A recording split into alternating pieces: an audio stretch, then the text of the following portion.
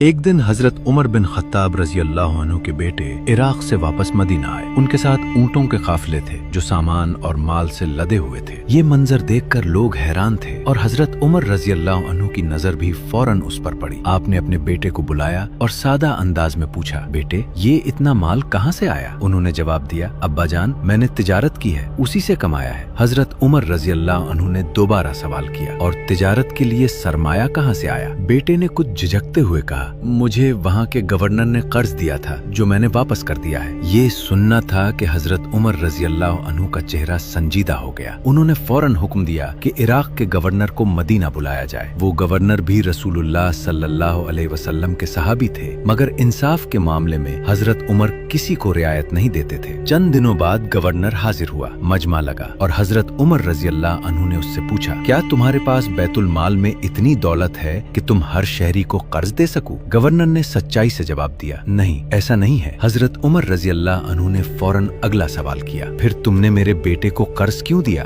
Governor نے سر جھکا کر جواب دیا، کیونکہ وہ آپ کا بیٹا ہے۔ یہ جواب سن کر فضا میں خاموشی چھا گئی۔ حضرت عمر رضی اللہ عنہ کے چہرے پر سختی آ گئی۔ انہوں نے بغیر کسی تاخیر کے فرمایا، تمہیں اس منصب سے معزول کیا جاتا ہے کیونکہ تم امانت کے اہل نہیں رہے۔ یہ الفاظ صرف ایک شخص کے لیے نہیں تھے، یہ ایک اصول تھا کہ امانت میں خیانت برداشت نہیں کی جائے گی، چاہے معاملہ اپنے ہی گھر کا کیوں نہ ہو۔ پھر حضرت عمر رضی اللہ عنہ نے اپنے بیٹے کی طرف دیکھا اور فرمایا، یہ سارا مال بیت المال میں جمع کرا دو، اس میں تمہارا کوئی حق نہیں ہے۔ بیٹا خاموش کھڑا رہا۔ اسے معلوم تھا کہ یہاں باپ نہیں بلکہ ایک عادل خلیفہ فیصلہ کر رہا ہے۔ یہ واقعہ ہمیں ایک بہت بڑا سبق دیتا ہے۔ انصاف وہ نہیں جو اپنے اور غیر میں فرق کرے، بلکہ انصاف وہ ہے جو ہر حال میں برابر ہو۔ حضرت عمر رضی اللہ عنہ نے یہ ثابت کر دیا کہ حکمرانی کا اصل حسن طاقت میں نہیں بلکہ دیانت اور عدل میں ہے۔ جب قانون سب کے لیے ایک ہو جائے تبھی معاشرہ مضبوط بنتا ہے، اور یہی وہ معیار ہے جو تاریخ میں انسانوں کو عظیم بنا دیتا ہے۔